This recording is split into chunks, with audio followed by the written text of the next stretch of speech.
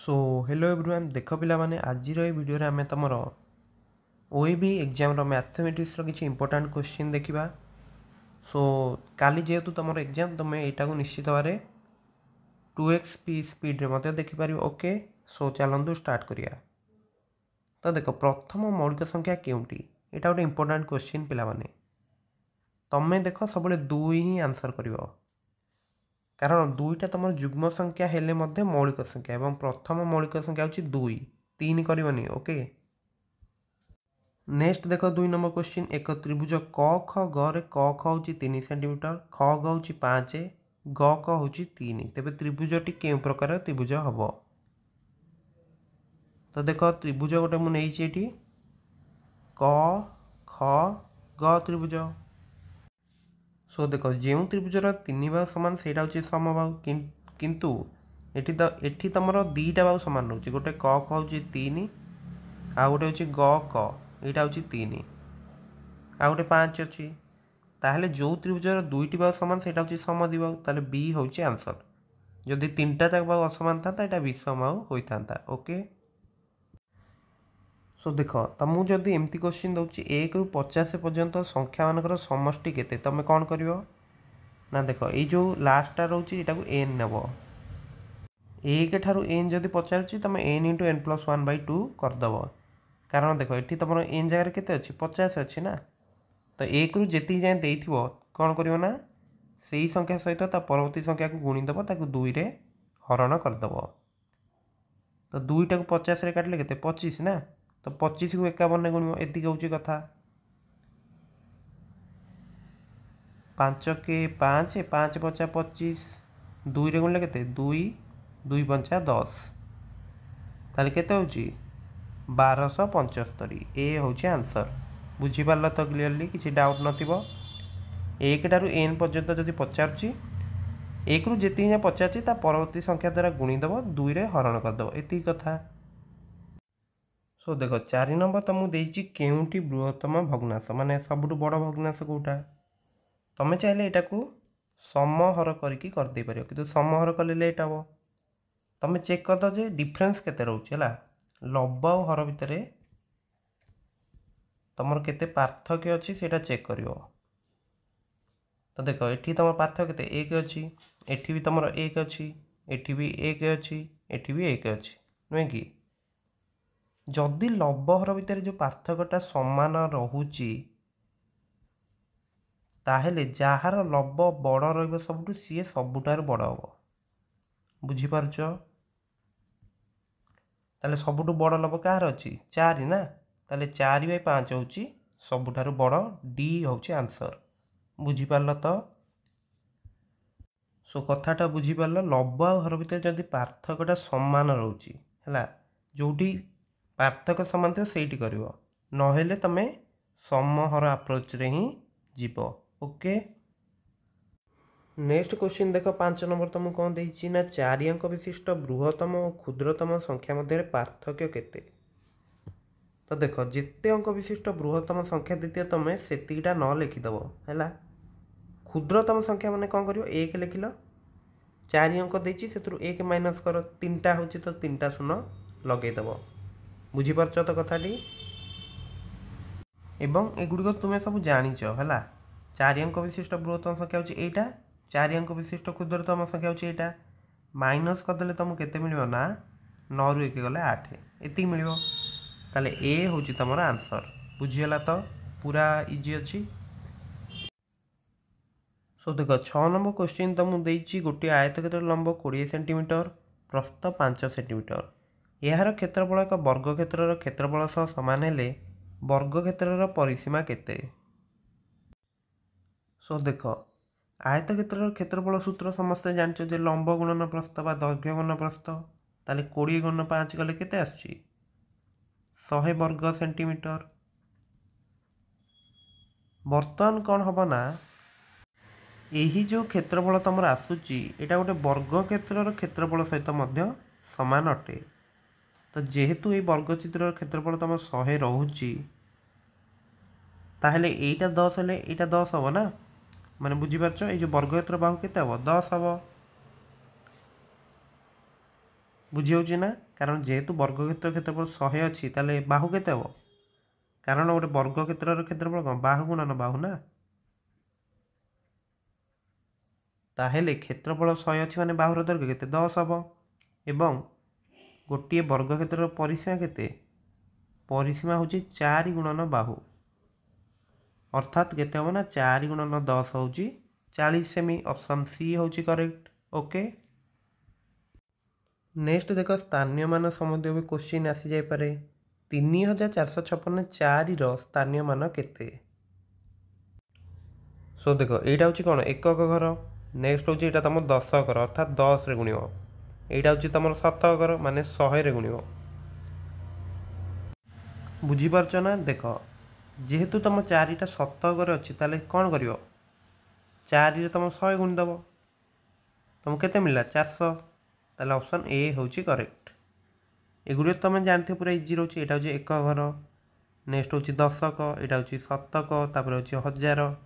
एमती रोची एठी जदी पचाथिबो 10 गुणियो दशक स्थान जोटी थिबो सेटा केते गुणियो सॉरी एक घरटा 1 गुणियो ना एक घर जोटा अच्छी तार मूल्य से सेम रहिबो हैला नेक्स्ट एठी 10 गुणियो एठी 100 एठी होची 1000 बुझी होची 8 नंबर कौन देइची जेउ रेखारे गोटे प्रांत बिंदु अच्छी अन्य प्रांत बिंदुटी नाही ताकू कौन कह जाए तो देख गोटे प्रांत बिंदु एमती स्टार्ट हैला एमती गोटे दिग को जाउची अन्य प्रांत बिंदुटी नाही एटा को आमे कौन कहया ना रश्मि कहया जହାର दीटा जाक प्रांत बिंदु अच्छी ताकू कौन कहबा ताकू रेखाखंड कहबा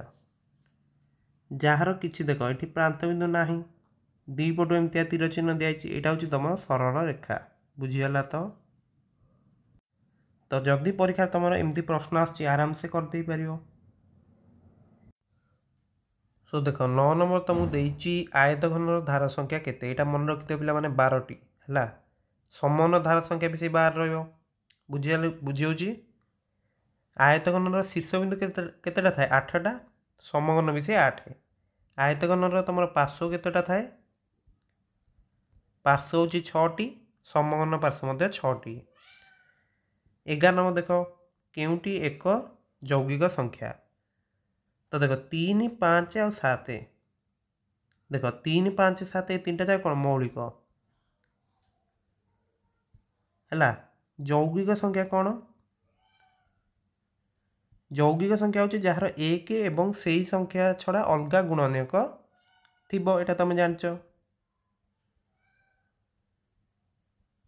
तो देख 9 तुम गुणनक जो देख 3 गोटे गुणनक हो पार ताले ये जो 9 देची 9 हूँ गोटे यौगिक संख्या ओके। नेक्स्ट देख 12 नंबर जदि 10 जन मूलिया समान मजूरी हिसाब से 780 टंका नियंती तेरे 5 जन मूलिया केते मजूरी पाइबे तो देख 10 जन पाउचंती 780 नुहे कि ताले जड़े केते पाइबो जड़े हूँ 780 बाई 10 जोटा कि तुम केते 78 कारण 10टा कटिज ना गोटे शून काटी दियो ताले 5 जन केते पाइबे 78 गुणन 5 केते आसियो 5 8 40 शून्य रखनेला 4 5 7 35 4 39 ताले ए होची आंसर बुझीगला तो सो देख 13 नंबर क्वेश्चन तुमको देइची 25 बाई 6 57 7 57 बाई 7 मध्य केतोटी पूर्ण संख्या रहिबो तेमती क्वेश्चन देइथिले तुम कौन करिवो देख 25 बाई 6 यहाँ तुम केते होची ना 4 पूर्ण 1 बाई 6 मिश्र भग्नांश करदेव 57 बाई 7 यहाँ भी सेमती करदेव मिश्र भग्नांश केते हम 8 पूर्ण 1 बाई 7 तो देख यहाँ हूँ 4 पूर्ण 1 बाई 6 यहाँ हूँ 8 पूर्ण 1 बाई 7 तो 4 पूर्ण 1 बाई 6 टारू 5 बड़ हम तापर 6 आसीज 7 आसीज नुहे कि तापर 8 मध्य आसीबो नुहे कि 8 भी आसीज तापर जाके 8 पूर्ण 1 बाई 7 आसीबो ना तो केतेटा पूर्ण संख्या रहिला 4टा ताले बी होची आंसर बुझी पारल तो सो यही क्वेश्चन देइथिले तमे मिश्र भग्नांश परिणत करदो नेक्स्ट ताकू पूर्ण संख्या केतेटा अछि गणित दबो 14 नंबर क्वेश्चन देख गोटे बस घंटा प्रति बेग 100 किलोमीटर, यह 45 मिनिट्रे केते बाट जीव। तो देख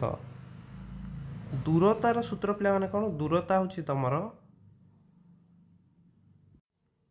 सब सूत्रटा मन रख जे समय गुणन बेग